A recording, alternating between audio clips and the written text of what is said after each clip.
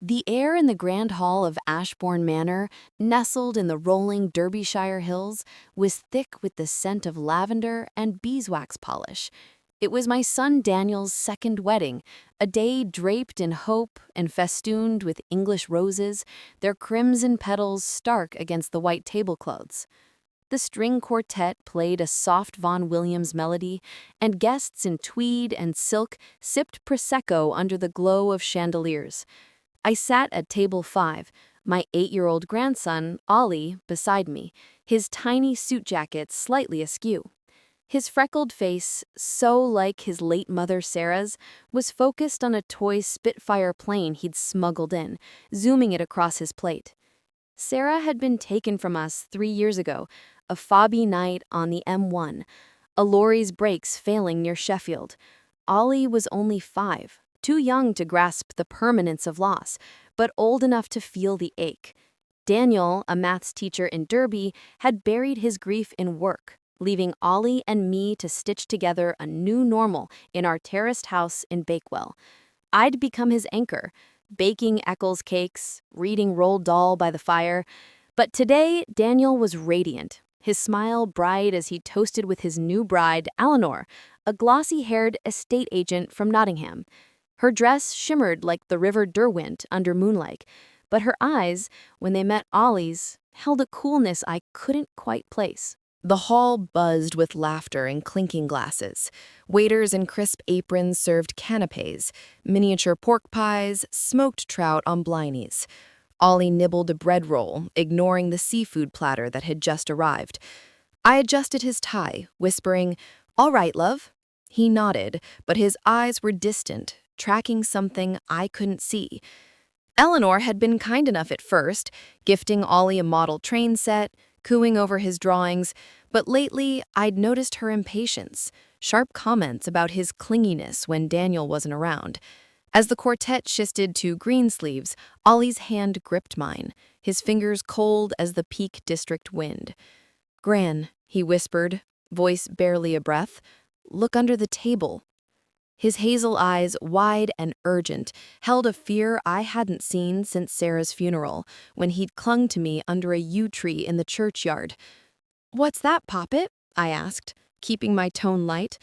Guests chattered on, oblivious. Daniel's mates from the cricket club, Eleanor's posh cousins from Cheshire. Ollie leaned closer, his voice a trembling thread. "Just look, please." My heart thudded. I glanced around, no one was watching, and lifted the tablecloth's edge. The dim space beneath revealed Ollie's scuffed trainers swinging, the polished floor, and a small, folded paper tucked against his chair leg. It was unassuming, like a dropped serviette, but my pulse quickened. I reached for it, fingers brushing the cold wood, and unfolded it in my lap. Scrawled in blue ink, "Table 5, add prawns to the boys' dish." My breath stopped. Ollie was deathly allergic to prawns, a fact known to everyone close to us since a terrifying trip to A&E after a fish and chip shop mix-up in Matlock. One bite could swell his throat shut. I crumpled the note, my hands shaking. "Ollie, who dropped this?" I whispered. He pointed across the hall, where Eleanor's best friend Tara, in a teal dress, laughed with a waiter. "Her," he said. "I saw her pass it when she brought the prawns." Tara, with her loud laugh and overfamiliar hugs, had always seemed too eager to please Eleanor. The main course was imminent. Roast lamb, Yorkshire puddings, and, God help us, a seafood medley.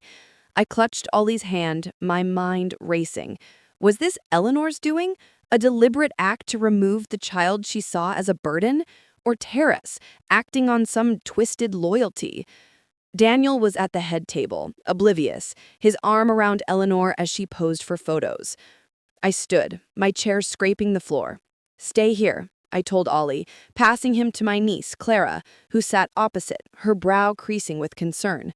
I marched to the serving station, where a young waiter, Josh, was arranging plates. "This," I said, thrusting the note at him. "Did you get this?" Josh paled, his Derby accent faltering. I, ma'am. A lady in teal gave it me, said he was for the chef. I dropped it when I set the tray down. Didn't think note of it." Table Five's boy is allergic to prawns, I said, my voice low but iron hard. This could have killed him. Josh's eyes widened, horrified. I swear I didn't know. The MC called for the main course. My stomach lurched. I strode back to the hall, note in hand, and raised my voice. Everyone, stop. The quartet faltered. Heads turned. Daniel frowned, crossing to me. Mom, what's going on? I held up the note. Someone tried to put prawns in Ollie's food. He's allergic. This was under our table. Gasps rippled. Eleanor approached, her smile tight. Margaret, surely it's a mistake, a silly prank. Ollie's voice cut through, small but steady. I saw Tara give it to the waiter, Daddy. Tara froze, her glass clattering to the table. Eleanor asked me to pass it, she stammered. She said it was just to liven things up. Eleanor's face drained. That's nonsense, she snapped. But her eyes darted, betraying panic. Daniel read the note, his jaw tightening. Eleanor, did you do this? His voice was a broken whisper. She laughed, shrill. You're believing a child over me. But the room's mood had shifted. Guests murmured, Daniel's sister-in-law shaking her head. Clara stood, arm around Ollie. You resented him, she said coldly. We all saw it. Security appeared, ushering a protesting Eleanor out. Daniel knelt by Ollie, tears falling. I'm so sorry, mate. I held them both, the note still crumpled in my fist. The wedding collapsed. Guests left, the cake untouched. Months later, Daniel and Ollie moved back to Bakewell. Clara took to baking with Ollie, their laughter over lemon drizzle cake a balm. One spring day, as we flew kites on the moors, Daniel hugged me. You and Ollie saved us, Mom. Under Ashburn's ancient beams, a boy's whisper unveiled a truth, proving family is forged not in vows, but in love's fierce protection.